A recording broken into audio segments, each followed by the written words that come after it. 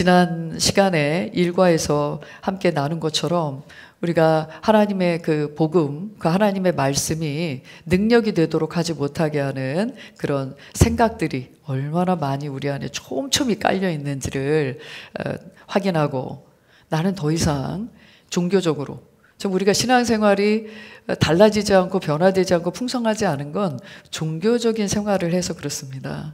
단체적으로, 종교적으로, 내지는 뜨겁게 신앙생활을 시작했지만 습관적으로 이렇게 하다 보니까, 그러니까 육신으로 하는 거죠. 우리 안에 영으로, 믿음으로, 하나님의 말씀으로 이렇게 성령을 따라 움직이는 삶이 아니라 뭔가 이제 행동으로 무엇이든가 하나님께 보여주려고 한다거나 사람에게 보이려고 하는 것들이 결국 우리의 삶을, 우리의 신앙생활을 힘없게 만들었습니다. 그래서 대표적으로 우리가 얼마나 율법적인 생각과 사고방식에 빠져 있는지, 그리고 도덕적이거나 과학적이거나 경험적이거나 너무 세상의 이론을 가지고 철학을 가지고, 그러니까 나는 안 그러려고 하는 것 같지만 그 안에 있는 그런 촘촘히 깔려있는 그런 생각들이 문제구나, 사고방식이 문제구나, 이런 것들을 우리가 인정하고 버리고, 그림으로 치면은 그 밑그림을 이제 제대로 그리는 거죠. 그래서 싹 지워버리고, 건물로 치면은 그 건물이 너무 낡았어. 근데 거기에다가 뭐 인테리어하고 거기에다 또 리모델링하고, 그건 언제 무너질지 모르는 건물에다가 또 돈을 들이는 거는 그 지혜롭지 못하죠. 아주 미련한 생각이고 결정이 될 겁니다. 그래서 그런 건물은 어떻게 해야 된다? 밀어버려야지. 그래서 밀고 거기에 새로 짓는 게 나아요. 그래서 그런 마음으로 이 양육반을 들으셨으면 좋겠습니다. 내가 아는 거에 조금 더 갖다 붙이는 식이 아니라 하나님이 나를 지금 새롭게 하신다. 새로운 그 신앙의 기초와 또 거기에 잘못된 기초 위에 언제 무너질지 모르는 건물이라면 다 밀어버리고 기초도 다시 파서 그 공사 새로 해야 되는 거죠. 그래서 난 지금 그거 하고 있다, 이렇게 생각하시면 새로운 말씀의 지식이 들어와서 그 말씀을 따라 우리가 이제 받아들이고, 잘 받아들이는 게 필요해요. 이 시간에 잘 받아들이고 마음을 열어서 정말 우리의 정말 온 마음을 다해서 하나님의 말씀을 있는 그대로 내가 받아들이겠다는 그 간절함과 갈급함을 갖고 받아들이시고, 그 다음에 붙잡는 거죠. 한 주간 이미 듣고 새롭게 된 나에 관해서 이 새롭게 된 나의 생명이 풀어지도록 성령님이 내 안에 그 말씀을 가지고 역사하실 수 있도록 내가 내어드리지 못한 부분에 대해서 인정하시는 고백을 하고 오셨을 겁니다. 그렇죠? 그래서 일과의 고백이 어떻게 보면 여러분들의 한 주간에 아주 달달달달달달 이렇게 고백되어지셨다면 훨씬 더 여러분의 바탕이 잘 마련되어져서 오셨을 겁니다. 나는 하나님의 말씀을 율법적인 생각으로 받지 않습니다. 그래서 나의 그런 율법적인 사고나 판단하는 습관을 나는 예수님의 이름으로 거절합니다. 말씀을 받았으면 버려야 될 게 있을 거예요. 왜냐하면 내 안에는 아직 새로워져야 될 많은 마음의 그 잘못된 생각이나 사고방식이 촘촘하게 연결되어 있기 때문에 정말 곳곳에 이렇게 트랙이 만들어져 있거든요. 그런 거 하나하나를 제거해 나가는 일을 하는 건데, 이렇게 난 거절합니다. 난 이렇게 생각하고 이렇게 말하고 이렇게 살아가기를 난 거절합니다. 이걸 해주고, 그것을 어떤 걸 붙잡는 거예요, 이제는? 내게 주신 하나님의 지혜와 또 계시의 영, 내 안에 살고 계시는 성령으로 말미암아 나는 성령님과 동행하면서 하나님을 점점 더 알아갑니다. 하나님의 아버지 되심을 알아갑니다. 아버지께서 자녀들에게 은혜로 넘치게 주신 것들을 나는 더욱 인식합니다.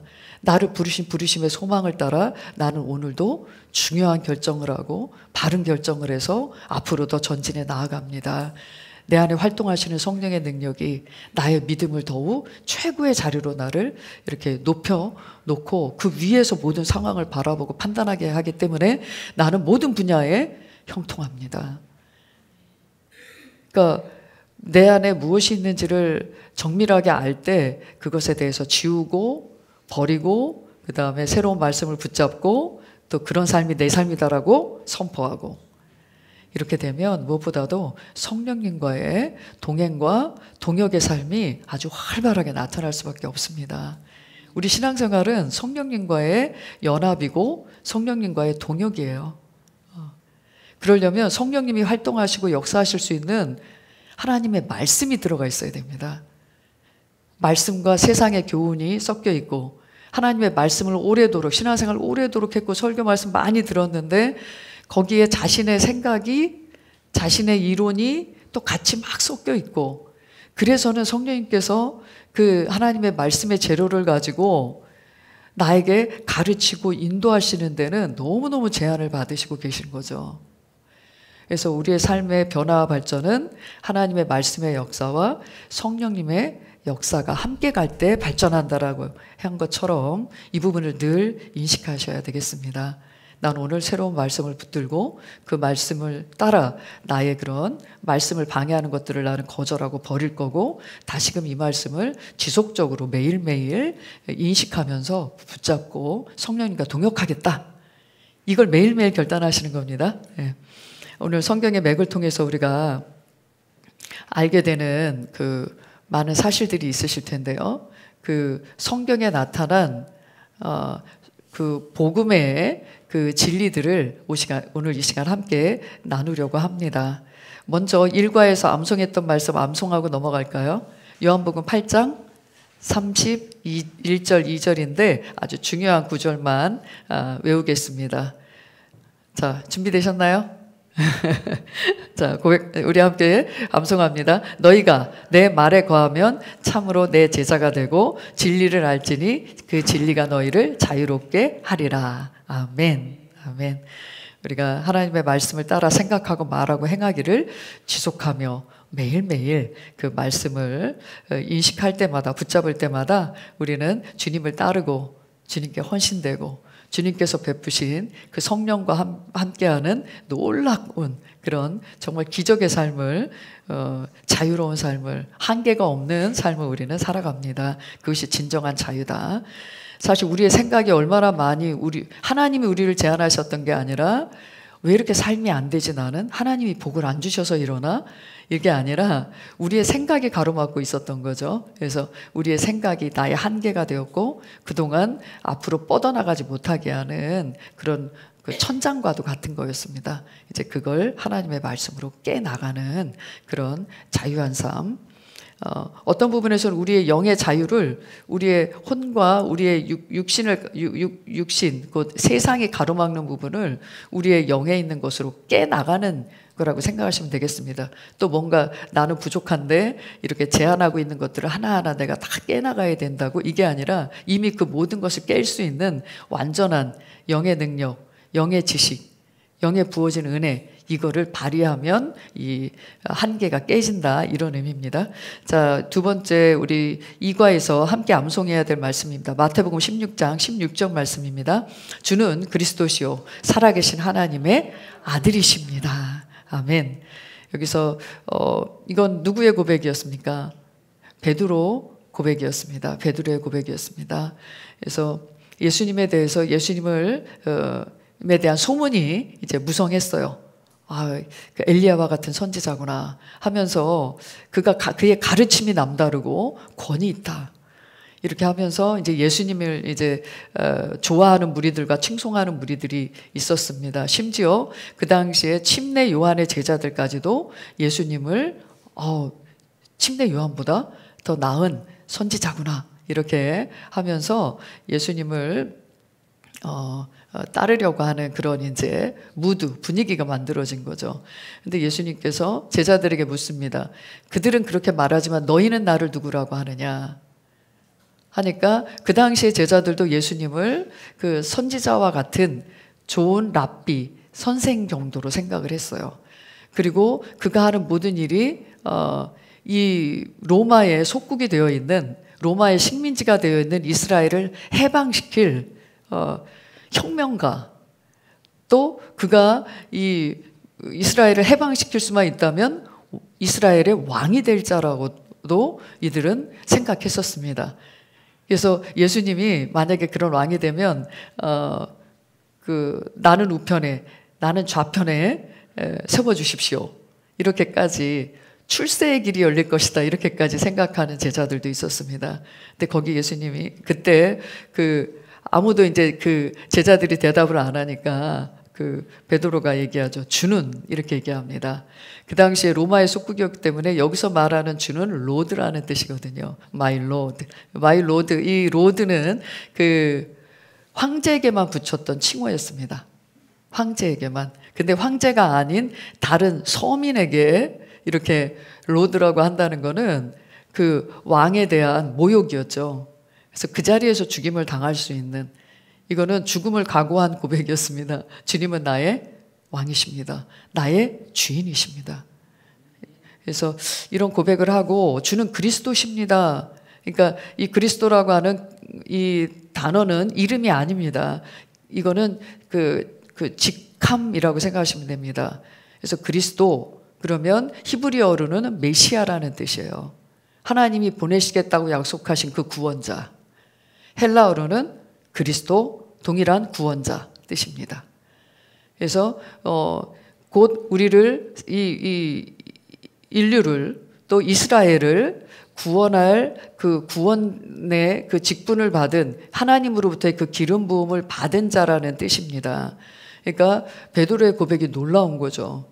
그러니까 예수님이 하시는 모든 일을 볼 때 구약의 많은 선지자와 또 하나님의 사람들이 고백했던 예언했던 바로 구원자가 당신이십니다라고 지금 전체 성경을 그가 들었고 배웠던 모든 성경을 관통해서 바로 당신이 구원자십니다. 이렇게 지금 고백을 한 거거든요.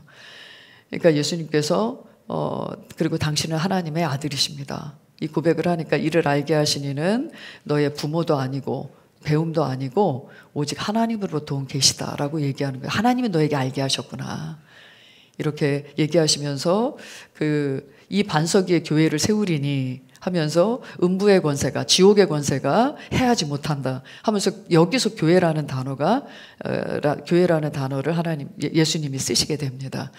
그러니까 굉장히 위대한 고백인데요. 이건 베드로만의 고백이 아니라 우리 모두 영안에서 이 하나님의 말씀을 통해 예수 그리스도를 만난 우리의 고백이죠. 그래서 성경 전체를 관통하는 성경의 주제가 있다면 그것은 바로 예수 그리스도십니다. 그래서 구약은 오실 예수 그리스도, 메시아. 그 다음에 신약은 오신 그리스도. 이렇게 해서 성경 전체에 흐르는 우리가 봐야 되는 성경에서 찾아내고 발견해야 될 분은 예수 그리스도십니다. 하나님의 아들로서 우리에게 보여지고 나타나셨는데 이제 그분이 우리의 아들됨, 하나님의 아들됨을 아셨기 때문에 아들의 삶을 그대로 보여주시고 이제는 우리도 예수님과 같은 하나님의 아들로서의 삶을 따라가는 본이 되게 하셨습니다. 그래서 우리의 신앙의 아주 중심, 센터에 있어야 되실 분은, 나의 중심에 있어야 될 분은 예수 그리스도입니다. 그분에게 초점을 맞출 때 하나님이 어떤 분이신지 알게 되어 있고 또 이 땅에서의 우리의 삶을 어떻게 살아야 될지를 우리가 알 수 있는 겁니다. 그래서 우리의 신앙의 초점이 이렇게 예수 그리스도께 있지 않을 때 혼란스러운 거예요. 누구를 따라가야 되지? 내가 어느 교회에 속해서 어떤 목사님의 밑에서 훈련을 받았고 이렇게 하면서 많은 그리스도인들을 만날 때 정말 성경에 나타난 하나님이 계시하신 그리스도께 초점이 있는 게 아니라 그냥 이 땅에 눈에 보이는 어느 교회, 어떤 목사님의 가르친 거, 어떤 사역단체에서 훈련을 받았는지 이런 게 너무 중요해요. 거기서 들었던 내용, 거기서 들었던 훈련 이런 것들이 그냥 어떤 나의 신앙의 골자인 분들이 꽤 많으세요. 근데 이런 것들은 하나의 우리가 예수 그리스도를 만나도록 하는 길이 되어 주었을 뿐입니다. 그래서 무엇보다도 그리스도인들이 이렇게 성경에서 하나님의 정확한 말씀을 볼 수 있는 복음의 눈, 은혜의 눈을 가지고 그 안에 살아 역사하신 예수 그리스도와 성령님의 역사가 바로 내가 살아야 될 삶이다라고 이렇게 붙잡을 수 있다면 모든 그리스도인들은 정말 자유롭고 능력 있게 살아가게 될 겁니다. 그래서 우리 서론 한번 읽어보겠습니다. 성경은 하나님께서 우리 거듭난 자들에게 쓰신 매우 중요한 의미가 있는 편지입니다. 성경 전체를 통해 하나님께서 우리에게 말씀하시고자 하는 중요한 맥이 있는데 그것을 확실히 알지 못하고 성경을 읽거나 해석하게 되면 중요한 부분을 놓치면서 편지를 읽는 것과 같이 됩니다. 그렇게 된다면 성경을 읽어도 하나님의 의도를 이해하지 못하는 결과를 낳게 됩니다. 그러므로 우리는 성경의 맥을 먼저 잘 이해해야만 성경의 어느 부분을 읽든지 하나님의 의도를 제대로 이해할 수 있는 것입니다. 성경은 하나님께서 우리에게 쓰신, 우리에게 보내시는 사랑의 러브레터예요. 그리고 이 성경 한 번 쓰여졌고 한 번 지나간 이야기나 죽은 어떤 망자의 어떤 기록이 아닙니다. 하나님은 죽으셨어요? 하나님은 죽으실 수 있어요? 예수님은 죽으셨어요? 근데 죽어 계세요? 살아 계십니다. 그래서 우리는 하나님 찬양할 때 살아 계신 하나님, 만유의 주제가 되신 하나님, 만왕의 왕이 되신 예수님, 지금도 살아 계신 분입니다. 그래서 그분의 입에서 그분의 심정과 그분의 뜻과 그분의 계획과 목적이 담긴, 능력이 담긴 하나님의 말씀은요, 어느 시대에 누가 들어든 내 인생 어느 때에 언제 듣든 늘 새롭고 그것은 진리입니다. 그래서 레마의 말씀이라고 하는 게 내가 말씀의 지식을 가지고 있어도 지금 이 순간 내게 하시는 말씀, 그 레마의 말씀이 그 하나님의 뜻과 그 심정을 알 수 있는 그 깊이를 다시 넓혀주고 확장시켜 주잖아요. 늘 듣던 말씀인데 지금 이 시간에 내게 하신 이 말씀이 왜 이렇게 나한테 힘을 주고 위로를 주고 그리고 앞으로 더 나아가게 하는 전진된 말씀이 되는지. 그래서 하나님께서 우리에게 쓰신 이 말씀은 기록하신 이 말씀은 살아있는 말씀이고 지금 또 내게 지금 이 순간에도 진리로 작동합니다. 진리라는 건 변하지 않는 겁니다. 진리라는 건 우리에게 항상 적용되어지되 그 하나님의 뜻이 실제화되는 겁니다. 사실화되는 거예요. 진리가 아닌 거는 사실화되지 않아요. 그냥 지식에 머물기도 하고 어떤 철학으로 끝나기도 하고 예전에는 맞는 말이었는데 지금은 안 통하는 말일 수도 있어요. 그건 진리가 아니에요. 그래서 그건 론이라고 해요. 그건 철학이라고 해요. 하지만 진리는 항상 통하는 거예요. 항상 실제화되게 만드는 겁니다. 그래서 하나님의 그 말씀 전체를 볼 때 하나님은 그 전체에 흐르는 맥이 있게 하셨는데 바로 그것이 예수 그리스도라고 말해주고 있습니다. 하지만 많은 사람이 성경을 봐도 잘못 읽고 잘못 해석하고 또 그것을 잘못 가르치는, 왜 이렇게 성경은 이단이 많아요? 왜 이렇게 기독교는 이단이 많을까요? 하나님이 잘못돼서 이단이 많은 걸까요? 그러면 잘못 읽히고 잘못 해석되어지는 이유는 전체에 맥이 있는데 맥을 못 잡기 때문에 그렇습니다. 그래서 나무를 치면 뿌리가 중요한데, 그리고 기둥이 중요한데 사람들은 그 뿌리와 기둥을 보는 게 아니라 그 이파리나 거기서 나오는 나타나는 열매나 이제 이런 거 보면서 하나님은 이런가? 예수님은 이런가? 앞으로 오실 주님은 이런가? 재림의 때는 이런가? 이렇게 하면서 그 뿌리와 중심에 집중하지 않고 그 밖의 것들에 더 이제 집중하다 보면 이렇게 다른 이론, 다른 철학, 다른 이단들이 계속 나올 수밖에 없는 겁니다.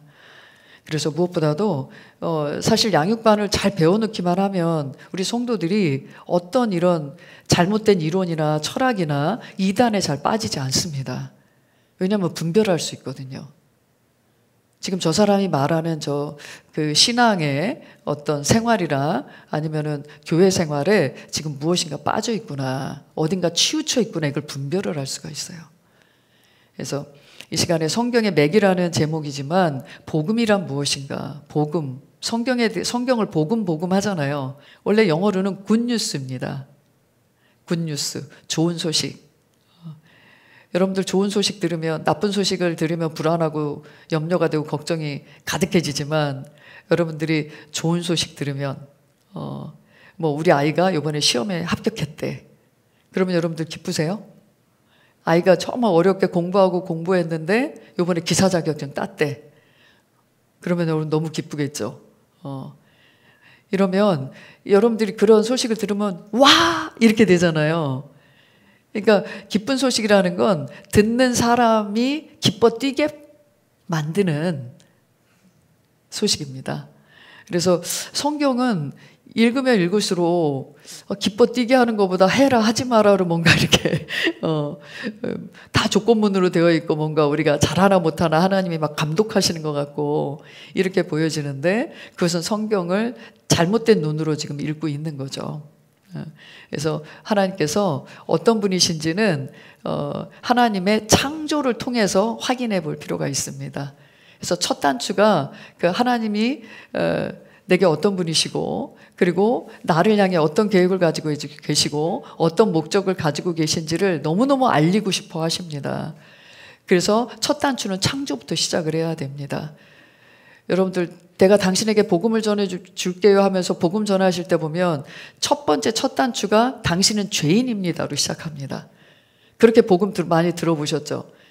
그러니까 예수 안 믿으면 당신 지옥 가게 되니까 예수를 믿으십시오. 이쪽으로 이렇게 흐름이 복음의 시작이 죄인으로부터 이제 시작하는 경우가 많습니다. 그런데 우리가 죄인 되기 전에 아담이 타락하기 전에 하나님은 원래 사람에 대한 어떤 목적을 갖고 창조하셨는지 그것부터 시작해야 되는 겁니다. 그래서 그렇게 하나님의 성경에는 이 중요한 4가지 맥이 있는데요. 하나님의 그 완전한 창조부터 시작합니다. 그리고 하나님의 완전한 창조가 있었음에도 하나님께서 사람에게 부여한 그 자유와 또 선택할 수 있는 의지와 능력과 이 모든 것들을 주었음에도 불구하고 하나님을 거절하고 하나님께 불순종하는 사건이 일어나죠. 그래서 이 복음의 내용 중에 가장 슬픈 내용, 인간의 타락. 하나님의 모든 계획이 다 끝장난 것 같은 상황이 있지만 이 사건의 전개를 볼 때는 하지만 하나님은 거기서 끝내지 않으십니다. 그때부터 하나님은 우리를 구원하실 계획을 세우시고 그 계획을 완성하시기 위해서 달려가시는 그 아버지의 그 사랑이 성경에 나타나 있습니다.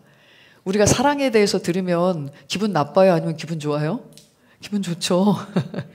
기분 좋은 정도가 아니라 정말 우리 마음 깊은 곳에서부터 감사와 감격이 올라올 수밖에 없습니다. 성경은 하나님에 대한 감사와 감격이 차고 넘치게끔 그 하나님의 역사가 기록되어 있어요. 창세기 읽으시면서 그 감격에 눈물을 흘려보신 분 많이 있으실 겁니다. 아직도 창세기를 지루하게 읽으신다면 이제는 다시 읽어보십시오. 그러면 뒤로 가면 갈수록 하나님이 이렇게까지? 그래서 성경에 나타난 많은 인물과 사건을 통해서 이렇게 사랑하셨구나. 이렇게 희생하셨구나. 이렇게 참으셨구나. 날 놓지 않으셨구나. 이런 것들을 많이 경험하시게 될 겁니다. 그래서 이렇게 하나님의 창조와 또는 인간의 타락이 있었지만 그 구원의 계획이 완성되어지는 예수 그리스도의 오심과 죽으심과 부활하심과 승천하심. 이 부분의 내용이 오늘의 이과의 내용입니다. 자, 그래서 복음은 한마디로 좀 이렇게 개념을 딱 가지고 계십시오. 우리가 들을 때 우리가 기뻐 뛰게 만드는 이건 모든 사람을 기뻐 뛰게 만드는 소식인데요. 또 하나의 개념을 알아두십시오. 하나님께서 예수님을 통해 이루신 구원에 관한 기쁜 소식이에요. 그냥 기쁜 소식이 아니라 무슨 기쁜 소식? 구원의 기쁜 소식. 어떤 사람들은 나는 구원받을 필요가 없는데 필요성을 전혀 못 느낍니다. 나는 잘 살고 있는데 왜 구원이 필요해? 이렇게 생각할 수도 있습니다. 대부분 그렇게 생각하면서 살다가 어느 지점에서 정말 이렇게는 못 살겠다. 이렇게 해서 주님을 만나신 분들도 계실 거고요. 그리고 잘 살고 있다고 생각했는데 이건 잘 사는 게 아니라 그 이상의 더 높은 삶, 하나님이 계획하신 더 높은 삶이 있다는 것을 깨닫고 이 안으로 들어오신 분도 있으실 겁니다. 그래서 하나님께서는 예수님을 통해서 이 구원을 이루셨고, 이 구원의 그 은혜와 그 구원 안에 있는 하나님의 사랑과 구원 안에 있는 하나님의 능력과 이 땅을 다스리고 통치할 수 있는 그런 통치권, 권세, 승리, 모든 것이 담겨 있습니다. 그것을 하나의 그 주일 말씀에서도 목사님 그 금맥을 찾아내고 그 금을 진짜 캐내는 그런 과정이 어떻게 보면 우리의 신앙생활이라고 할 수 있습니다.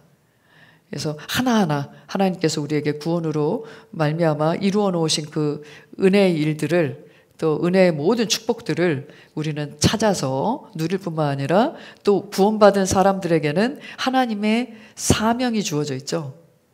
하나님의 부르심이 있단 말입니다.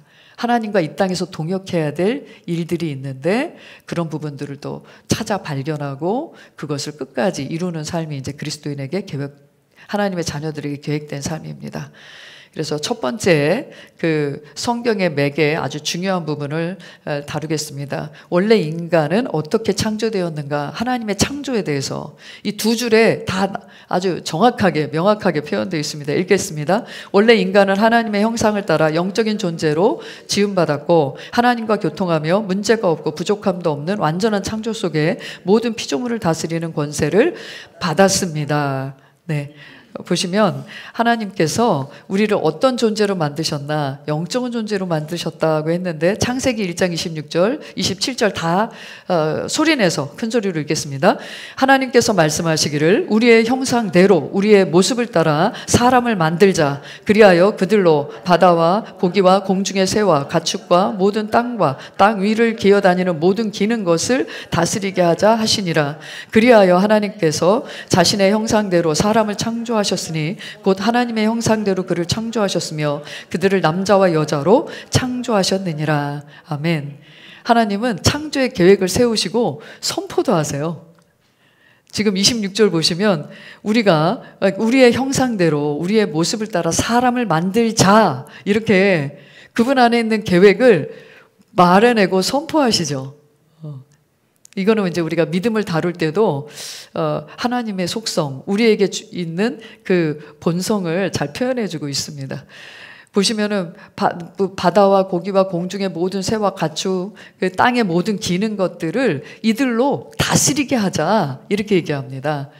그러니까 하늘과 땅 모든 것이 하나님 것인데 특별히 이 땅을 만드실 때는 이 땅은 누구한테 맡기자? 사람에게 맡기자. 이 땅의 모든 통치권이 사람에게 주어지고 다스릴 만한, 통치할 만한 능력자를, 한마디로 이 땅의 왕을 세우겠다고 주님 말씀하고 계십니다. 그러고 27절에 그것을 이루시죠. 자신의 형상대로. 이 말은 그분의 형상대로 지음받았다, 이 말은 그분을 꼭 닮았다, 이런 말입니다. 내가 하나님을 꼭 닮았다. 아니, 하나님은 너무 높으시고 하나님 너무 거룩하시고 너무 전능하신데 나는 버러지만도 못하다. 그런 가르침을 받으셨다면 이제는 정말 아니, 난 하나님을 꼭 닮았어. 그 하나님을 꼭 닮은 그 사람이라는 걸 이해하셔야 돼요. 그래서 우리의 형상을 따라 우리의 모습을 따라 만들자, 이렇게 했잖아요. 그래서 하나님은 영이시기 때문에 사람도 영입니다. 하나님은 육체를 가지고 계시지 않습니다. 그러니까 하나님은 영적인 존재입니다. 본질적으로 하나님은 영이시고 영적인 존재이십니다.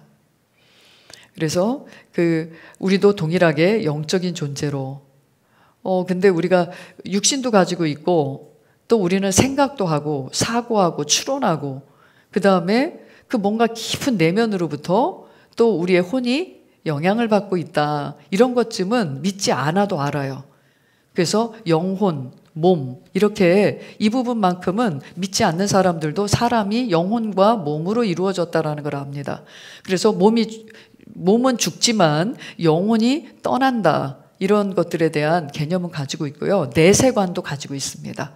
아예 그것도 다 믿지 않는 사람들도 있지만 기본적으로 모든 인간은 그 영적인 것을 인식할 수 있고 영적인 존재를 갈망하게 되어 있습니다. 그래서 우리가 그 영적인 존재라는 것을 알 수 있는 게 사람이 사지가 멀쩡한데 정신이 문제가 되면 육체도 갇히는 경우가 있어요. 6개월이고 3년이고 6년이고 방에서 안 나와. 자, 그런 사람들 있죠? 그런 분들 계시죠? 이게 어떻게 보면은 정신적인 문제인데요. 이 정신적인 문제를 치료할 수 있는 약이 있습니까? 뭐 어디가 찢어지고 어디에 뭐 피부병이 나고 뭔가 뭐 장기에 뭔가 문제가 있으면 뭐 약을 먹거나 수술하거나 육체는 어느 정도는 이렇게 할 수 있지만 정신적인 영역은 약으로도 어떤 치료법으로도 치료해낼 수 없습니다. 불치병이에요. 근데 이 정신병이 왜 올까요? 대부분 악한 영에 의해서 옵니다. 그래서 우리는 영적인 존재고 영의 영향을 받게 되어 있습니다. 그래서 우리가 믿든 안 믿든 받아들이든 안 받아들이든 이 땅에는 악한 영의 존재가 있고 하나님의 영이 존재하십니다. 그러면 하나님께 속해 있지 않다면 그분과 연결되어 있지 않으면 우리는 누구와 연결되어 있다고요? 악한 영과 연결되어 있기 때문에 악한 영의 영향을 계속 받을 수밖에 없습니다. 그것이 심화되면 병으로 나타나고 증상으로 나타날 수밖에 없습니다. 그러면 이것을 끊어낼 수 있는 방법은요? 하나님의 영, 하나님과 연결되는 거죠. 하나님 아버지와 그분의 자녀가 될 때 그분으로부터 영이신 하나님 또 그의 보내신 진리의 영이신 성령에 의해서 또 말씀에 의해서 이 정신병으로부터 완전히 빠져나올 수 있습니다. 그래서 우리가 영적인 존재라는 건 이 정신병 하나로도 난 영적인 존재고 악한 영의 영향이 있고 또 하나님의 영, 그분의 임재가 있구나. 이것을 알아차리셔야 되겠습니다. 그래서 우리는 이렇게 그분과 동일한 본질, 재료로서 우리는 영적인 존재고 그 다음에 그 영의 기능이 있는데 하나님의 기능이 있는데 아까 설명드렸듯이 사랑하고 그 다음에 창조하고 다스리는 능력을 가지고 있습니다. 그래서 이 사람에게 이 땅을 다스리고 정복하라고 하는 통치권, 여기서 권세라고 표현했죠. 다스리도록 하는 다스리는 권세, 왕으로서의 권세를 부여하십니다. 창세기 1장 28절 하나님께서 그들에게 복을 주시고 하나님께서 그들에게 말씀하시기를 다산하고 번성하여 땅을 다시 채우고 그것을 정복하라. 그리고 바다의 고기와 공중의 새와 땅 위에서 움직이는 모든 생물을 다스리라 하시니라. 네. 그래서 이 땅에서 하나님의 사람들은 하나님이 이미 만들어 놓으신 디자인하신 이 세상의 질서를 따라 우리가 하는 모든 일에서 그 생산력이 있게 되어 있습니다. 생산성 많이 따지시죠? 가성비 많이 따지시죠? 이게 인간에게 주어진 그 경영 마인드예요. 그래서 우리는 손해보는 거 하고 싶어 안 하고 싶어요? 절대 안 하고 싶지. 이게 하나님께서 우리에게 이미 그렇게 디자인해 놓으신 겁니다. 우리가 무엇을 심든지 넘치도록 거두게 하셨고요. 그 거둔 것에 또 씨앗을 심으면 또 넘치게 거둬요. 이렇게 하나님께서는 이 세상의 모든 만물에 그런 생산성을 넣어 놓으셨고 우리에게도 그런 생산성이 있습니다. 아까 말씀드린 대로 사랑을 주고 주어도 마르지 않고요. 지혜를 발휘하고 발휘해도 그 지혜가 마르지 않게 하셨고요. 그리고 다스린다는 게 뭐 정복한다는 게 지금의 어떤 이 인간 인류 역사를 볼 때는 뭐 짓밟고 파괴하는 어떤 그런 것들을 생각하지만 이 정복하고 다스린다는 것은 하나님의 선함과 하나님의 사랑과 그 아름다움이 이 세상을 풍성히 덮게끔 하는 그런 다스림이죠. 축복이죠, 축복. 그런데 여기서 이렇게 사람에게 주어진 이 땅에서 왕으로서의 통치권, 그 주어진 다스리는 권세, 통치하는 권세, 이것을 보시고 하나님께서는 뭐라고 말씀하시냐면 창세기 1장 31절 함께 읽겠습니다. 하나님께서 지으신 모든 것을 보시니 보라 그것이 아주 좋았더라. 저녁과 아침이 되니 6째 날이더라. 이렇게 하나님께서 이 세상 모든 것들을 지으시고 뭐라고 말씀하시냐면 아주 좋았더라. 심히 좋았더라. 이보다 더 좋을 수 없다. 이 말은 전혀 결핍이 없고 문제가 없는 상태를 말합니다. 어떤 결핍도 어떤 문제도 없는 상태, 완전한 상태를 얘기하고 계십니다. 그런데 보시면 이 모든 축복, 하나님께서 사람에게 이 맡기신 모든 축복, 이 땅을 축복하신 이 땅에 있는 모든 만물들이 계속해서 유지되고 또 계속해서 그 풍성한 것이 되게 하기 위해서는 하나의 조건이 있었습니다. 우리 창세기 2장 17절 읽어보겠습니다. 선과 악의 지식의 나무에서 나는 것은 먹지 말라. 네가 거기서 나는 것을 먹는 날에는 반드시 죽으리라 하시니라. 그래서 우리가 선악과라고 많이 부르는 이 나무에 대해서 킹제임스 버전에서는 선과 악의 지식의 나무라고 되어 있습니다. 선이 무엇인지 악이 무엇인지를 아는 그 지식, 판단 이런 것들을 얘기하는데요. 이거는 먹지 말라라고 되어 있습니다. 근데 이 선악과 먹으면 반드시 죽는다고 했으니까 이거 먹으면 죽는 거니까 나쁜 나무네요. 근데 이렇게 생각을 해요. 근데 그 나쁜 나무를 하나님 왜 동산에다가 심어놔가지고 다 먹되 그것만 먹지 말래? 그러니까 왜 그런 조건을 만들어가지고 사람이 거기에 유혹을 받아가지고 그거 먹고 타락을 하게 되잖아요. 그러니까 이 멸망에 처하게 되는데 이 부분을 왜 만들었냐 이렇게 이제 그 의구심을 갖는 분들이 많이 있으십니다. 그 나쁜 걸 왜 동산에 두었을까? 근데 여기서는 선악과가 나쁜 거라고 얘기하고 있지 않아요. 선과 악을 아는 지식이 나쁜 겁니까? 좋은 거잖아요.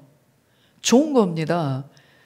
만약에 이게 나쁜 거였으면 그 모든 좋은 것 중에 나쁜 것이 동산에 심겨져 있었다면 하나님께서 심히 좋았더라 이렇게 얘기하겠어요? 그 문제의 나무가 하나 있는데 하나님이 좋다고 완전하다고 말씀하시면 안 되죠. 그래서 선악을 알게 하는 지식의 나무는 꼭 그 동산에 있어야만 했고 있어야만 했고 좋은 것입니다. 근데 먹지 말래. 그러면 언젠가는 먹을 수 있고 언젠가는 내게 유용한 그것이지만 지금은 유용하지 않다는 의미가 더 강한 겁니다. 그래서 어린아이에게 불을 쥐어주고 불을 쓰게 하고 칼을 쥐어주는 부모는 없습니다. 근데 그게 유용해요? 이게 굉장히 유용한 거예요. 나중에는 불을 써서 불을 이용해서 얼마든지 많은 일을 할 수 있고 칼을 써서 맛있는 요리를 만들 수도 있을 겁니다. 그래서 이렇게 하나님께서는 우리에게 좋은 것을 주셨는데 지금은 먹지 마라. 지금 먹게 되면 어떻게 된다? 죽게 된다. 이렇게 말씀을 하세요. 근데 어떻게 보면 이거는 하나의 지금 선악과의 의미 담긴 의미를 이렇게도 이제 해석할 수 있는 부분이 있고요. 또 하나는 하나님께서 모든 것을 우리가 받고 누릴 수 있는 신뢰의 조건, 순종의 조건이었습니다. 그러니까 사람은 선택할 수 있었어요. 먹을지 안 먹을지, 할지 말지를 선택할 수 있는 자유의지가 사람에게 주어졌다는 걸 알 수 있습니다.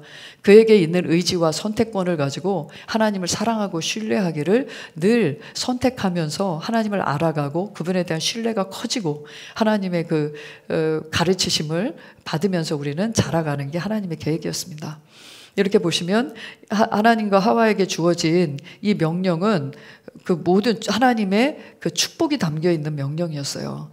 근데 이 명령에 대한 다른 해석이 들어오게 됩니다. 그게 바로 창세기 3장 1절로 6절에 보시면은 마귀가 존재했고 그 마귀가 사람을 유혹하는 장면이 나옵니다. 읽어보겠습니다. 주 하나님께서 지으신 들의 어떤 짐승들보다 뱀은 더욱 간교하더라. 그가 여자에게 말하기를 참으로 하나님께서 말씀하시기를 너희는 동산의 모든 나무에서 나는 것을 먹지 말라 하시더냐 하니 여자가 그 뱀에게 말하기를 우리가 동산 나무들의 열매는 먹을 수 있으나 동산 가운데 나무의 열매에 관하여는 하나님께서 말씀하시기를 너희는 그것을 먹지도 말고 만지지도 말라 혹 죽을까 함이라 하셨느니라 하더라.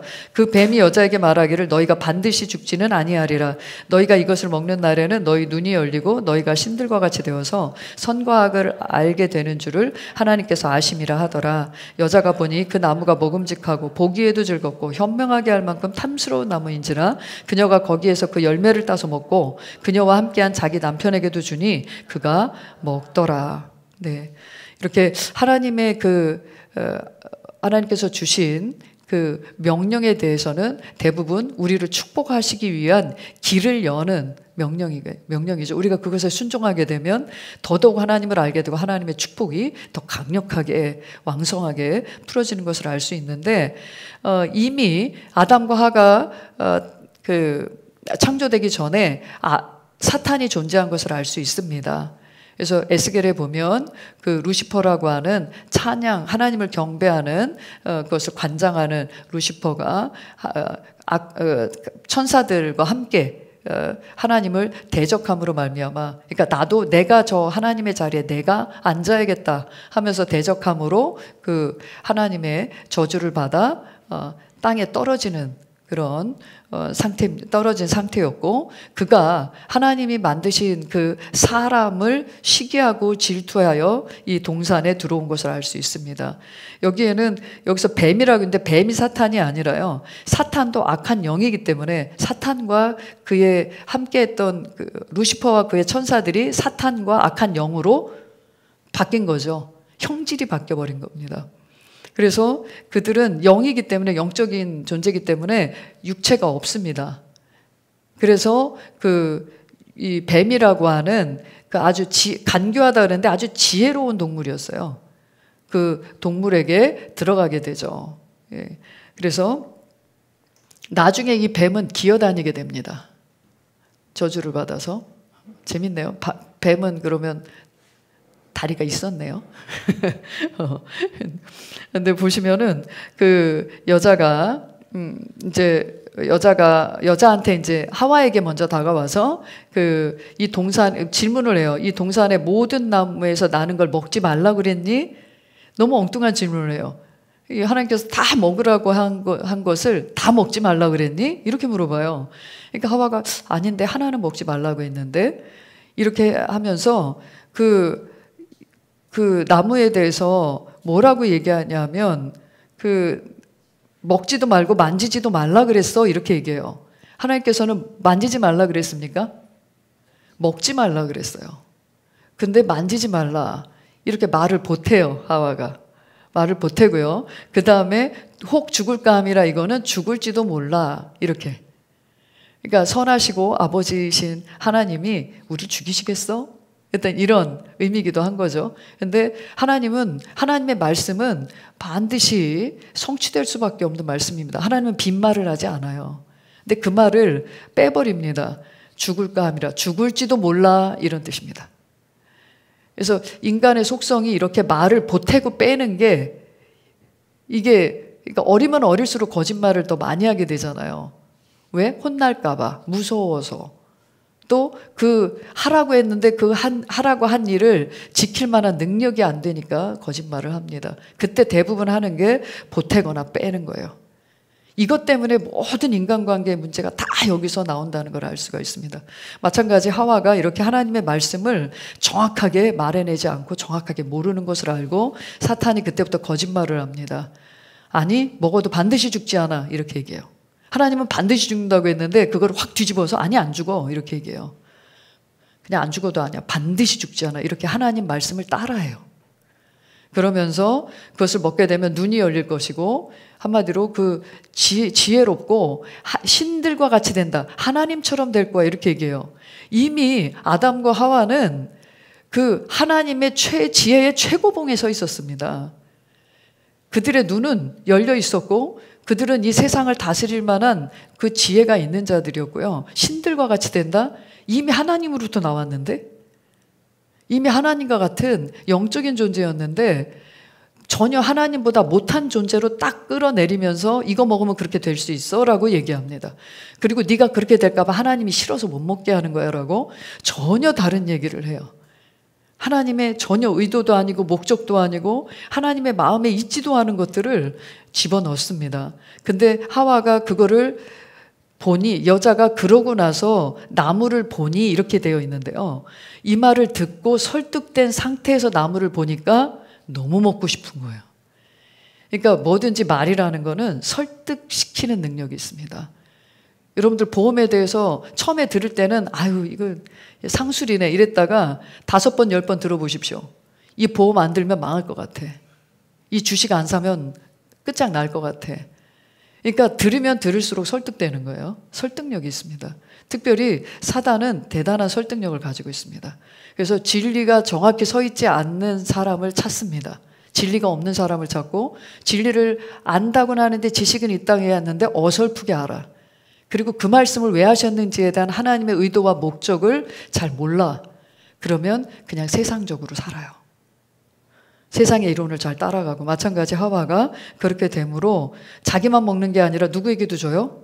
곁에 있었던 아담에게도 줍니다. 아담은 곁에 있었는데도 말렸어요, 안 말렸어요? 아니, 하나님은 그렇게 말씀 안 했어라고 개입했어요, 안 했어요? 여기서 많은 목사님들이나 설교 말씀을 들을 때 여자가 문제야. 여자가 문제예요, 여자가. 남자의 다스림을 받지 않으니까 여자가 문제 이렇게 하는데, 어떤 부분에서는 아담을 알고 먹었기 때문에 아담이 더 큰 죄가 있습니다. 그래서 보시면은 어쨌든 아담과 하와는 아예 그냥 합작해서 합심해서 이 선악과를 먹어버렸어요. 근데 어떻게 보면 하나님께 대한 불순종이죠. 그래서 그들에게 어떻게 보면 죽음이 들어왔다는 것은, 육체가 죽었어요, 안 죽었어요? 육체가 죽지 않았습니다. 그들의 영 안에 있는 하나님의 생명과 본성이 떠난 겁니다. 하나님은 그분의 생명과 본성을 우리에게 넣었기 때문에 아담과 하와는 영원히 살도록 창조되었습니다. 그 하나님의 생명과 본성이 떠나는 순간 사람은 영원히 살지 못하게 됐어요. 그래서 인간 수명이 줄어든 거고요. 그래서 하나님께서는 그 아담에게 일어난 이런 하나님께 대한 불순종 때문에 너는 땀을 흘려야만이, 이 땅을 땀을 흘려 경작해야만이 이 땅에서 네가 소출을 얻고 먹게 될 것이다. 그럼 전에는 땀 흘리지 않아도 먹을 수 있었네요. 그리고 하와는요, 너는 아이를 낳되 임신하여 아이를 낳게 될 텐데 그 아이를 낳을 때 고통이 따를 것이다, 이렇게 얘기하고요. 그 다음에 사탄은 뱀을 저주했다 그랬는데 결국 사탄을 저주한 거죠. 사탄을 저주할 때는 너는 이제 땅을 기어다니게 될 것이고, 그리고 너의 씨와, 그러니까 사탄의 씨와 사탄의 악한 영들의 일들과 예수 그리스도가 하나님의 아들이신 예수 그리스도를 보내어서 그와 대적하게 될 텐데 너는 그의 뒤꿈치를 상하게 할 것이지만 그 예수 그리스도는 너의 머리를 부셔버릴 거야. 이렇게 하나님께서 하나님의 구원 계획을 그 현장에서, 인간이 타락한 그 현장에서 바로 하나님의 구원을 선포해 버리십니다. 이렇게 되었지만 어쨌든 인간의 타락의 결과로 온 하나님과의 단절이 돼버려요. 그러니까 하나님의 영광, 하나님의 생명, 하나님의 본성이 떠나게 됨으로써 이제는 하나님을 스스로는 알 수도 없고 깨달을 수 없는 상태가 되어버립니다. 그래서 창세기 3장에 그래서 타락했다, 멸망했다, 이런 뜻은 영적인 죽음에 처한 상태를 말합니다. 하나님과 영영 끊어진 상태. 로마서 3장 23절, 이는 모든 사람이 죄를 지었으므로 하나님의 영광에 이르지 못하더니, 여기서 죄를 지었으므로 하나님께 불순종했을 뿐만 아니라 그 불순종으로 말미암아 늘 불순종하고 하나님의 뜻에서는 빗나가는 죄의 본성이 들어옵니다. 이 죄라는 뜻은 빗나가다라는 뜻이에요. 아무리 화살을 정관역에 맞추고 싶어도 화살 쪽이 살짝 삐뚤어져 있으면 관역을 맞출 수 있을까요, 없을까요? 완전히 비틀어진 상태. 하나님의 영광의 수준에서 떨어진 상태가 돼버립니다. 하지만 하나님은 그 가운데서도 보호하십니다. 본성이 떠나지만 그들이 하나님의 법을 따라 살면서 하나님의 법 안에서, 그러니까 율법은 곧 그들을 보호하기 위한 은혜의 장치였어요. 그래서 이 율법에서 나가면 저주를 받게 돼. 왜냐하면 하나님이 저주하시는 게 아니라 저주하는 자가, 이제 내가 네 주인이야, 내가 이제 인간의 주인입니다 하면서 이렇게 사람을 잡아 죽이고 멸망시키려고 하는 죄의 세력, 악한 세력들이 있었기 때문에 하나님의 법으로 보호하고 있었던 겁니다. 그래서 율법과 제사와 이 모든 것들이 하나님의 우리를 예수 그리스도께서 오심을 나타내는 거였고, 그 오심으로 말미암아 구원이 성취될 것에 대한 예표들이었던 다는 걸 알 수 있습니다. 로마서 5장 18절 모든 인간이 죄를 지을 수밖에 없는 상태가 되고 그로 인한 저주가 올 수밖에 없게 되었다. 그래서 한 사람의 범죄로 말미암아 그 심판이 모든 사람에게 임하고 정죄에 이르렀다라고 하죠. 이 정죄는 죄인이 되다. 우리가 법정에서 이 사람은 죄를 지은 게 확실하고 이 사람에 대한 처벌을 그 종신형에 처합니다. 꽝꽝꽝 하면 이 사람은 정죄를 받은 거예요. 죄인이라고 완전히 확증이 된 겁니다. 마찬가지 우리가 모든 사람이 이렇게 그 죄인이 되고 죄의 본성 아래 살게 된 겁니다. 그래서 이 죄로 인해서 이 본성뿐만 아니라 따라오는 결과를 저주라고 해요. 죄로 인해서 따라오는 결과들. 그래서 저주에다가 3가지를 써놓으십시오. 이 땅의 저주는 뭘까요? 가난, 질병, 그리고 죽음에 대한 공포와 두려움입니다. 그래서 이 3가지의 저주가 따라오게 됩니다. 그리고 이렇게 사탄의 말을 듣고 사탄의 말대로 했죠. 그러니까 사탄을 다스려야 될 존재가 그의 말을 듣고 순종을 해버렸죠. 그래서 그에게서는 생명이 떠나버리고 이제는 그를 이제 그의 왕, 사람의 왕, 그 왕의 자리를 사단이 차지하게 됩니다. 원래 사단의 목적은 그거였어요. 이렇게 해서 사람이 가지고 있는 권세와 통치권을 내가 탈취하겠다는 게 진정한 목적이었습니다. 그래서 자기가 이제 왕의 자리로 가고 사람은 종의 자리로 가버린 겁니다. 그래서 요한복음 8장 44절 읽겠습니다. 너희는 너희 아비 마귀에게서 나와서 너희 아비의 정욕을 행하고자 하는도다.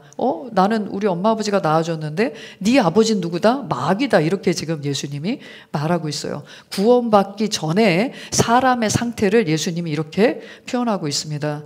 계속 읽겠습니다. 그는 처음부터 살인한 자였으며 진리 가운데 거하지 아니하였으니 이는 자기 안에 진리가 없음이라 그가 거짓말을 할 때는 자신에게서 우러나와서 한 것이니 이는 그가 거짓말쟁이요 또 거짓말의 아비이기 때문이라.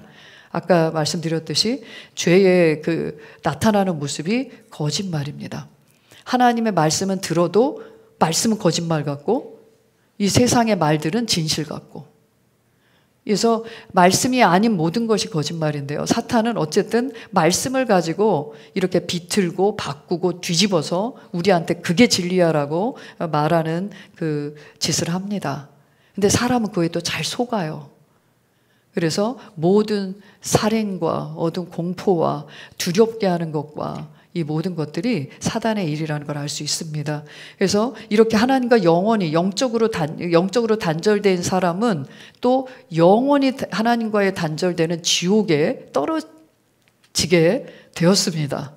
보십시오. 영원한 지옥 읽어보겠습니다. 마태복음 25장 41절 그때 왕이 왼편에 있는 자들에게도 말하기를 너희 저주받은 자들아 내게서 떠나 마귀와 그의 천사들을 위하여 준비한 영원한 불못으로 들어가라. 이렇게 예수님께서 말씀하시는데, 여기서 보시면은 이 지옥은요 원래 사람이 가도록 만들어진 곳이 아니라는 것을 알 수 있습니다. 그래서 예수님 안 믿으면 지옥 가요 이렇게 얘기하잖아요.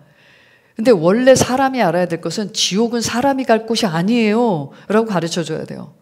하나님은 모든 사람이 구원을 받으며 진리를 아는 데 이르기를 원하시는 분이십니다. 그래서 예수님이 오셨습니다. 원래 당신은 이런 존재로 창조되었고 사람은 이런 존재로 창조되었는데 이런 마귀의 하는 일들에 의해서 인간은 이렇게 하나님과 단절돼 버렸고 그냥 속성이 이렇게 돼버렸습니다.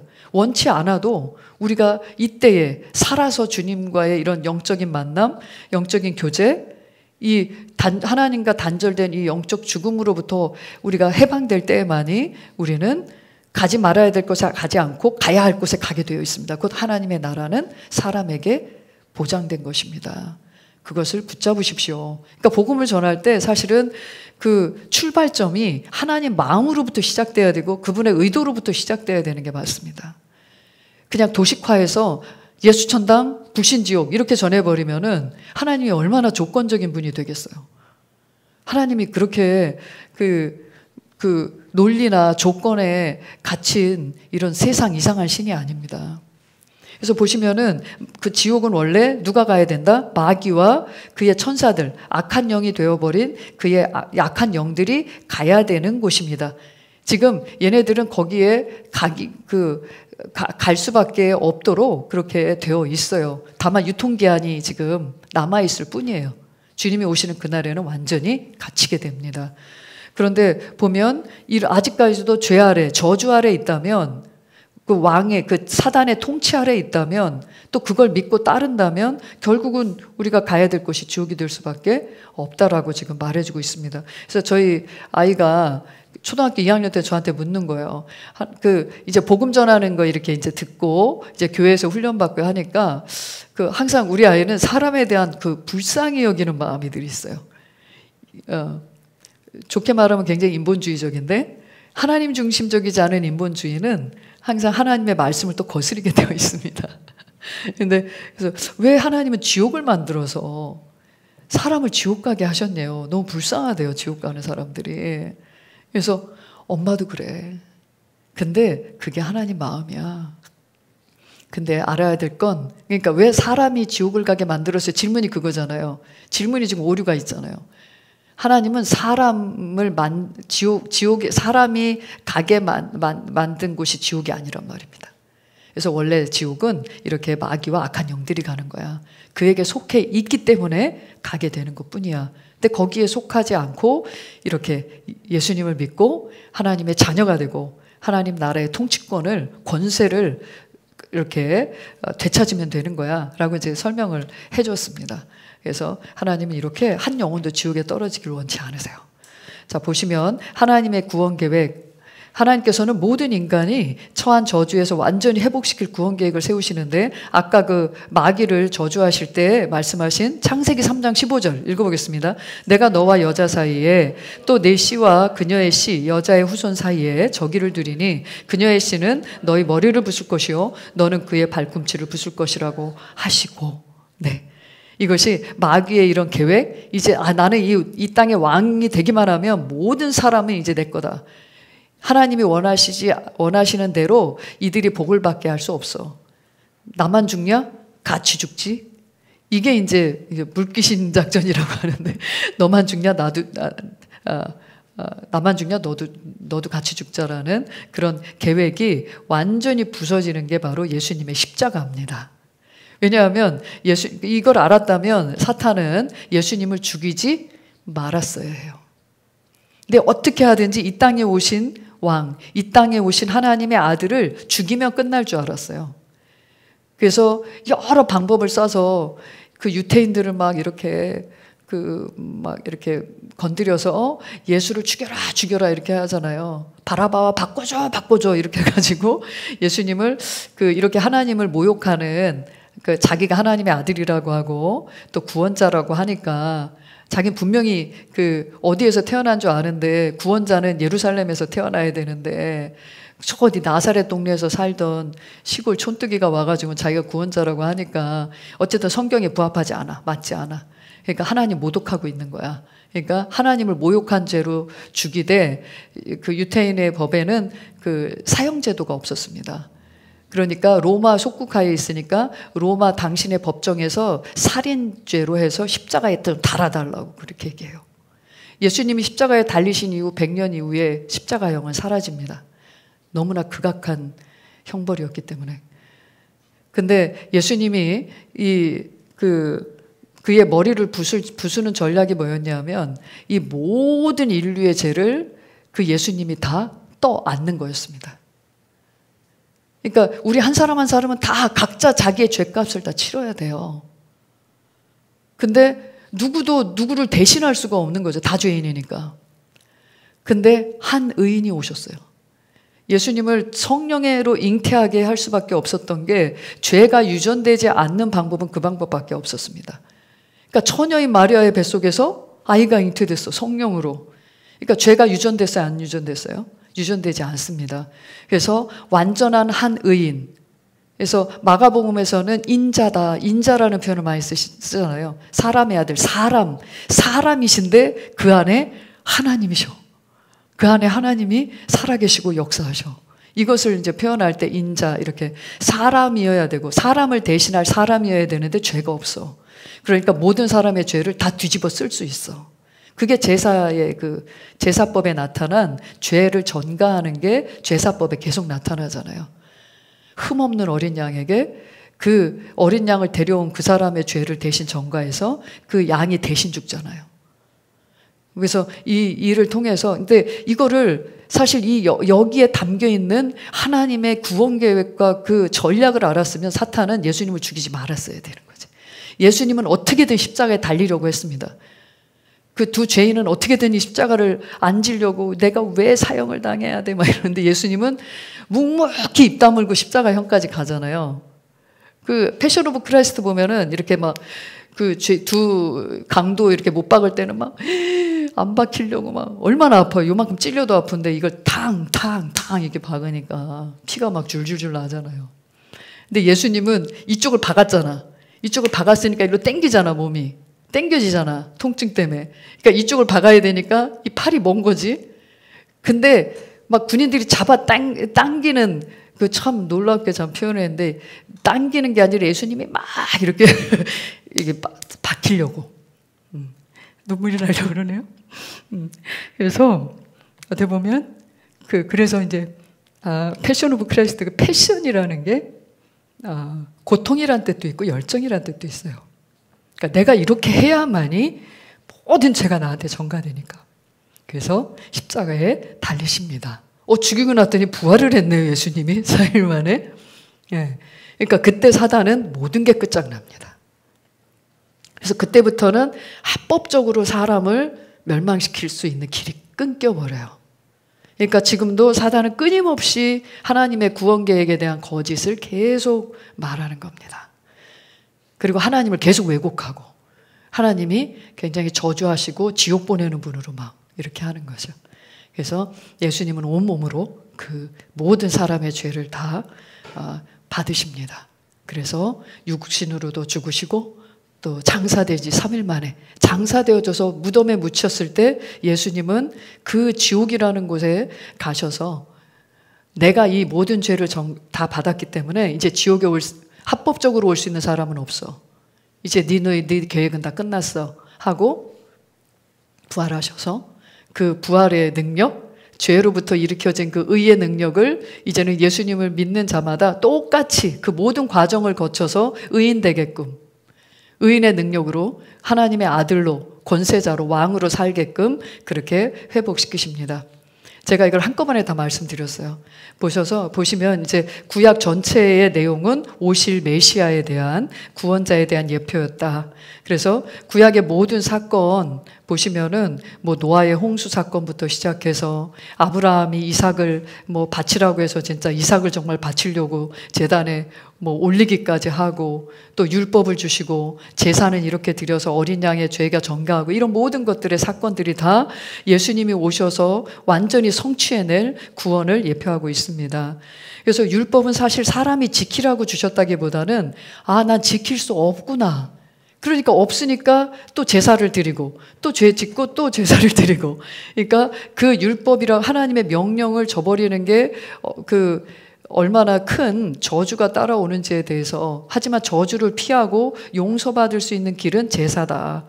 어린 양의 피다 이런 것들을 계속 보여주시는 겁니다. 그래서 율법의 진정한 목적은 나는 지킬 수 없구나.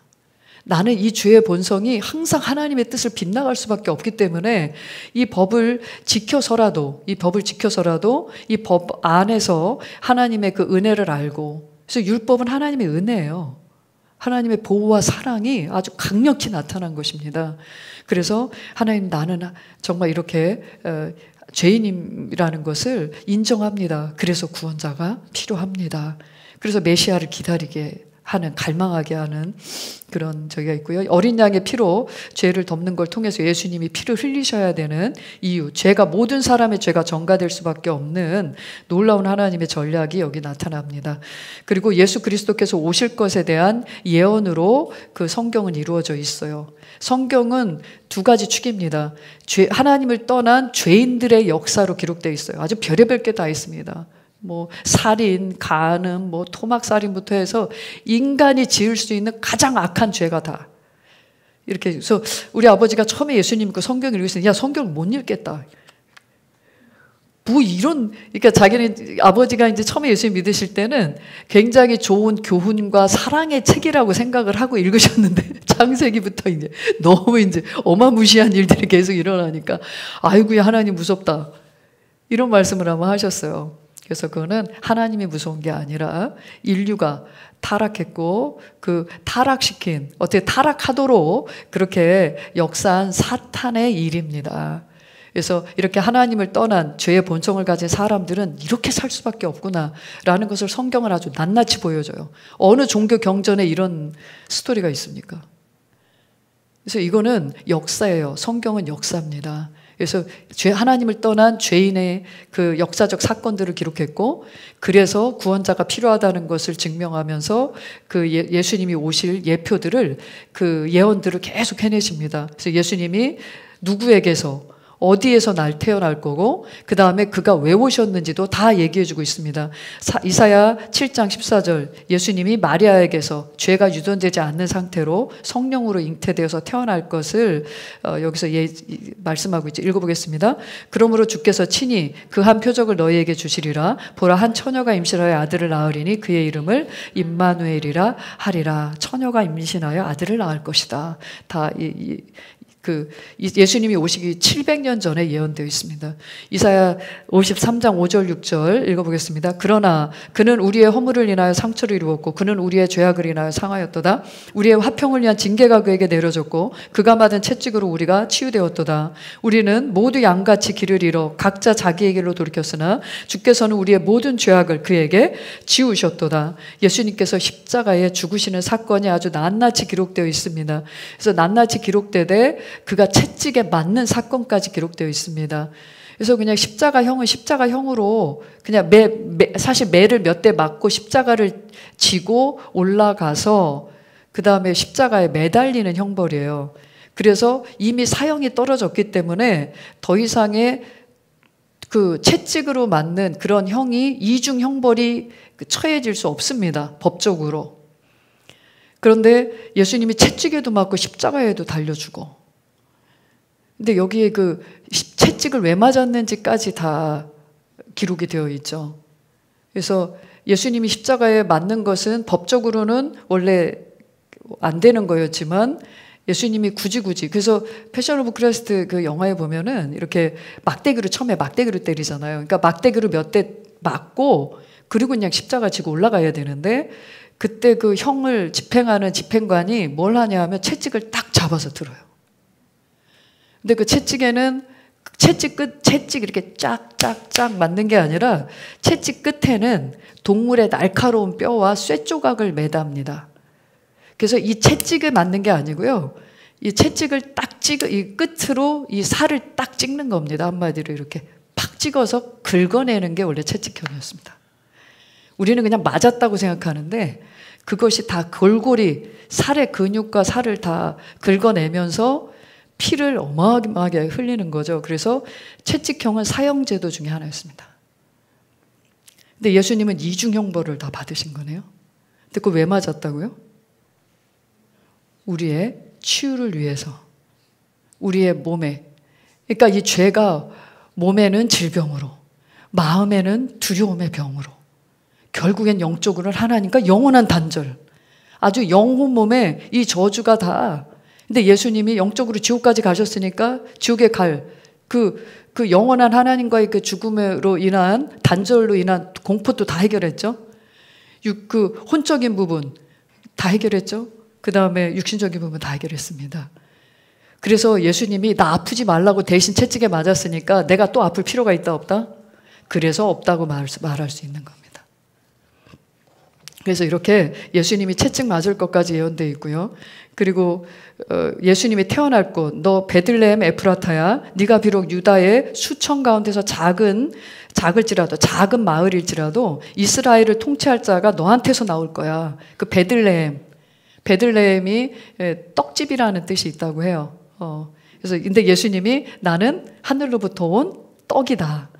떡을 먹고 내 피를 마시는 자는 구원을 받는다 이렇게 말씀하신 그 예표가 나오죠. 그래서 그 그래서 예수님이 오해를 받았던 게 베들레헴에서 태어났는데도 불구하고 애굽으로 피신했다가 애굽에서 다시 돌아와서 정착한 곳이 나사렛이라고 하는 동네였던 겁니다.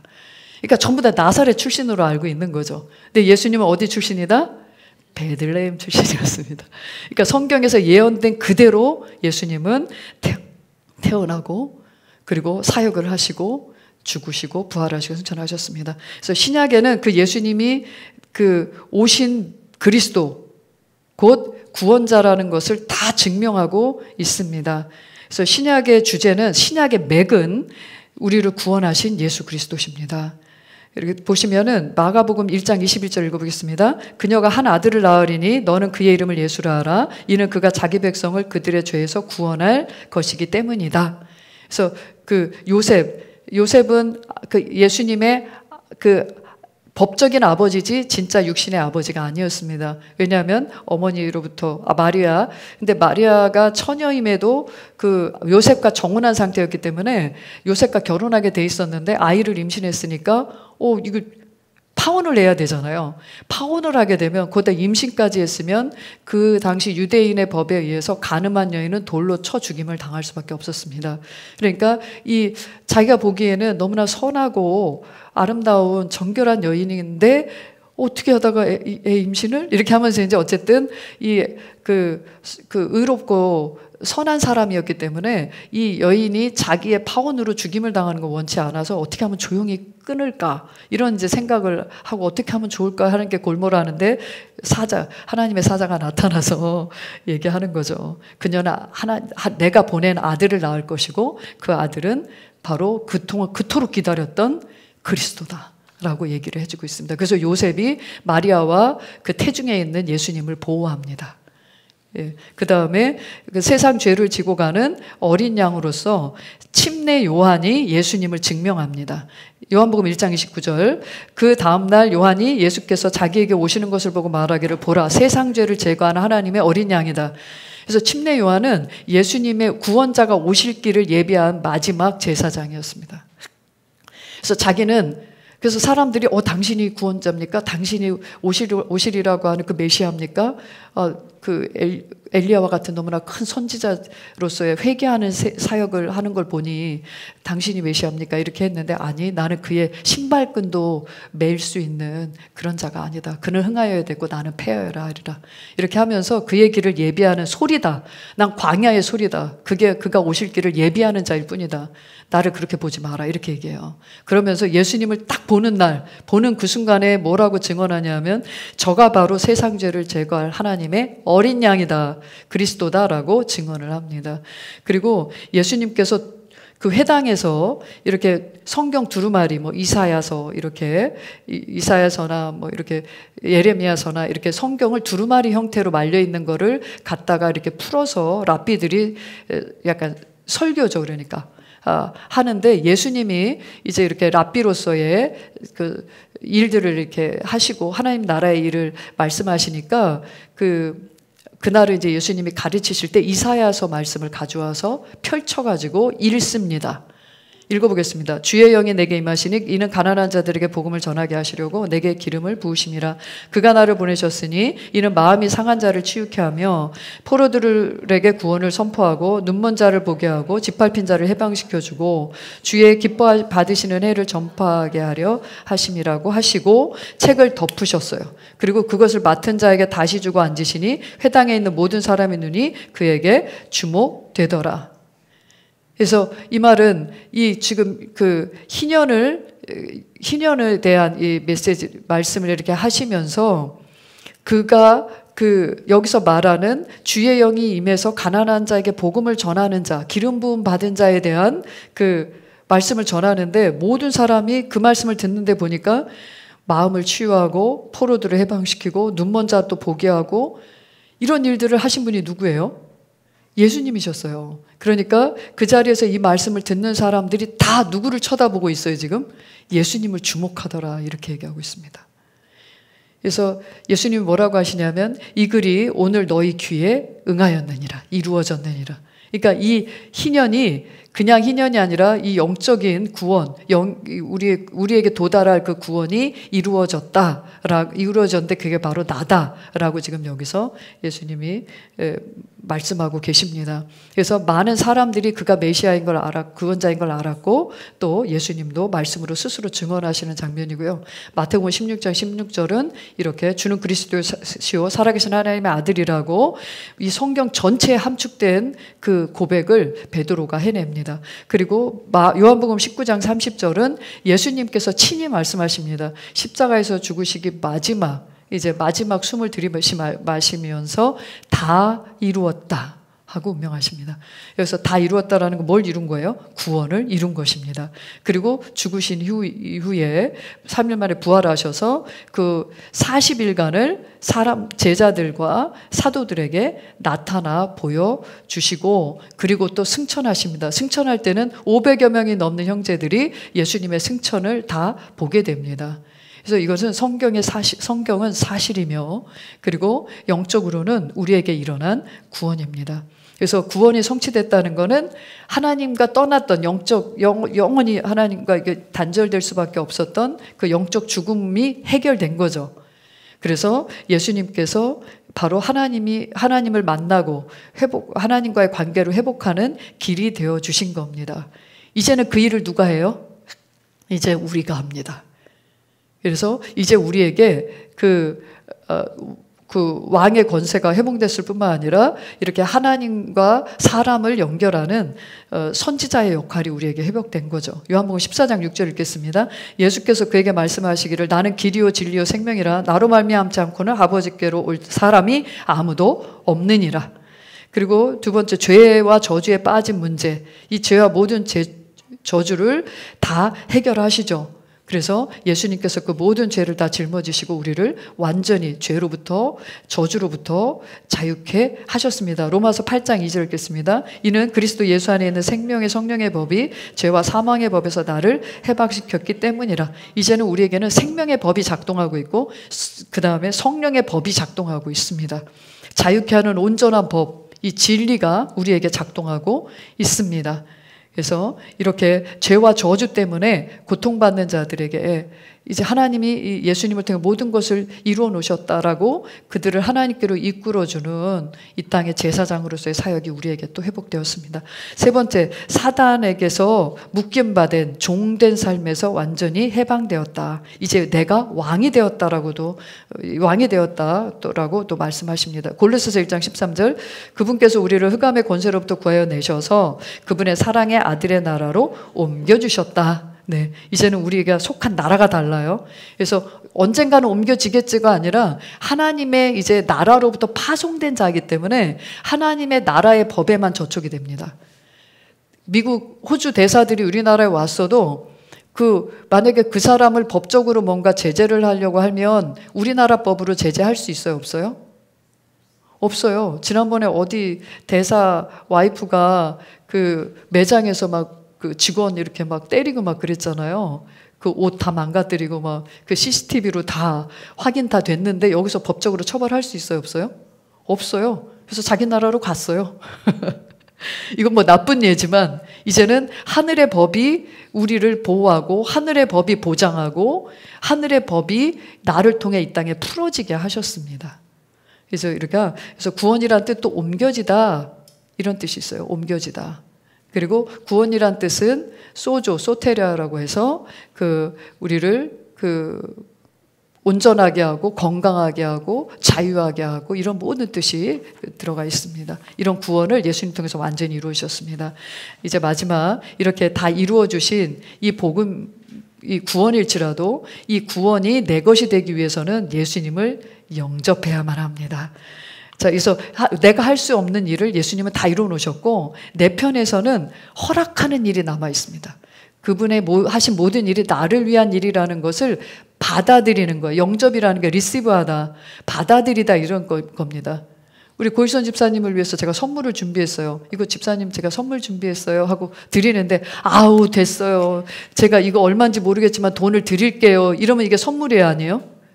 이거 뭔가 또 본인의 힘으로 뭔가 본인의 그걸로 받아야 되는 거잖아요. 이건 그렇게 되면 이거는 선물로의 의미가 없는 거예요. 구원은 우리에게 주어진 선물입니다. 내가 만들어낼 수도 없고 내가 이루어낼 수도 없는 거를 대신해서 준 거기 때문에 우리는 받기만 하면 되는 겁니다. 아, 이렇게 쉽게? 너무 어려운 거라서 우리가 할 수 없는 거였기 때문에 다 하시고 그냥 받기만 하도록. 그래서 하나님의 자녀가 되는 유일한 열쇠는 예수님을 모셔드리는 거, 받아들이는 거, 영접하는 것 뿐입니다. 요한복음 1장 12절, 그러나 누구든지 그를 영접한 사람들에게는 하나님의 아들들이 되는 권세를 주셨으니 즉 그 이름을 믿는 사람들에게니라. 그래서 믿는 자들에게는 하나님의 아들들이 되고 그리고 아들의 권세가 주어진다. 영접하는 내용이 있습니다. 뭐 어떤 내용을 가지고 받아들일 건지, 뭘 믿을 건지에 대한 거죠. 예수를 주로 시인해야 돼요. 예수님이 나의 주인이시다. 이제는 내 인생이, 내 삶이 이제는 예수님의 것이다 라고 시인을 하고, 그리고 왜 그렇게 하냐 하면 예수님이 나를 위해서 대신 죽었고 나를 살리셨다. 그러니까 이제 내 삶은 예수님 때문에 살 수 있는 삶, 그분 때문에 새롭게 주어진 삶이니까 예수님의 삶이죠. 나한테 관리하라고 주셨지만 주님 겁니다.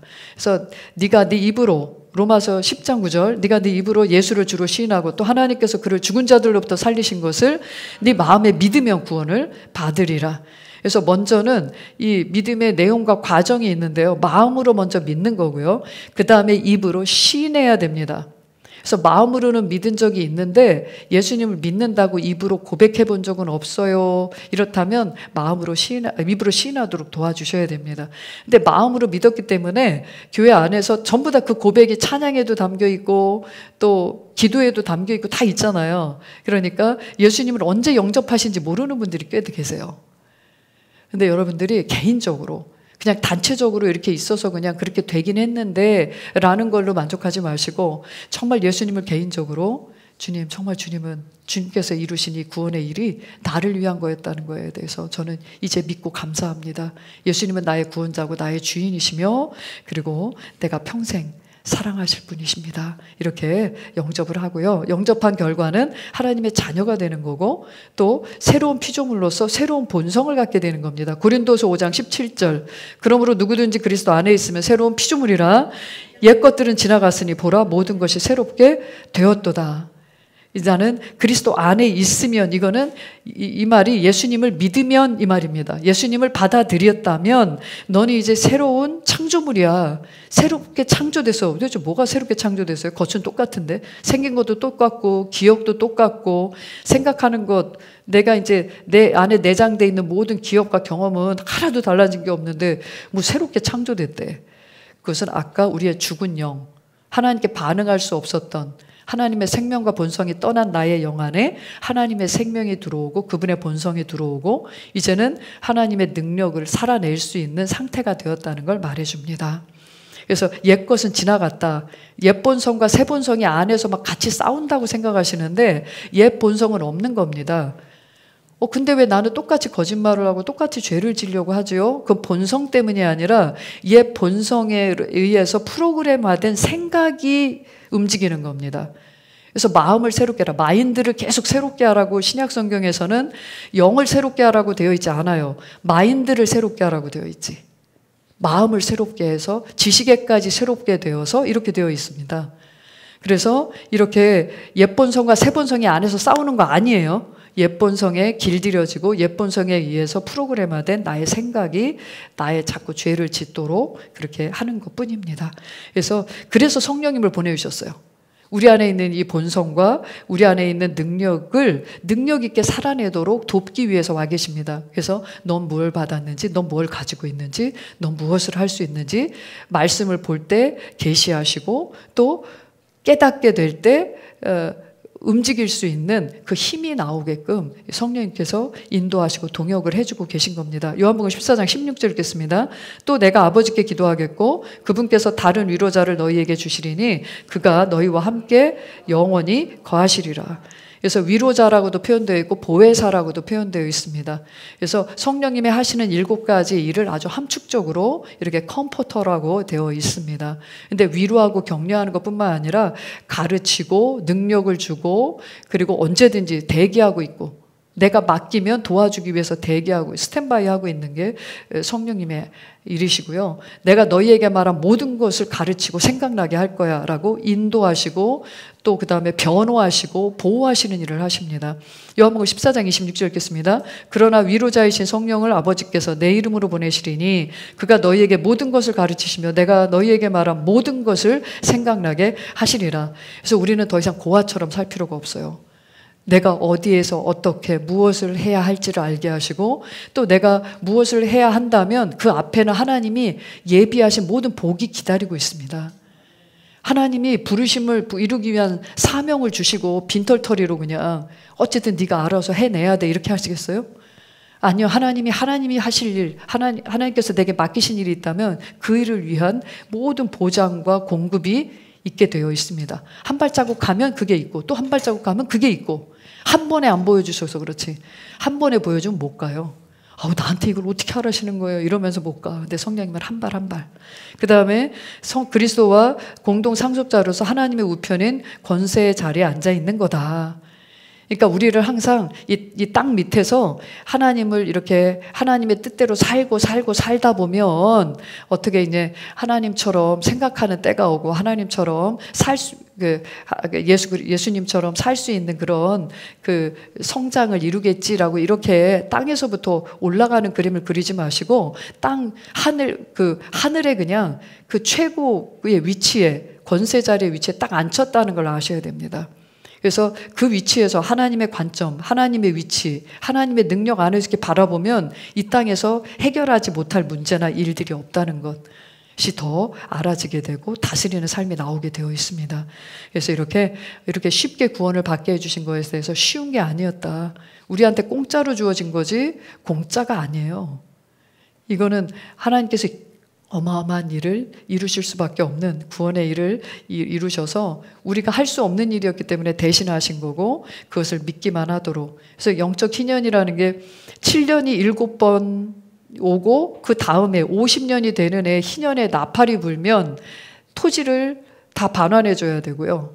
그러니까 자기 땅인데 빼앗겼거나 아니면은 돈이 없어서 팔았거나 이랬던 땅을 다시 돌려받아요. 또 빚이 있었다면 다 탕감받아야 되고요.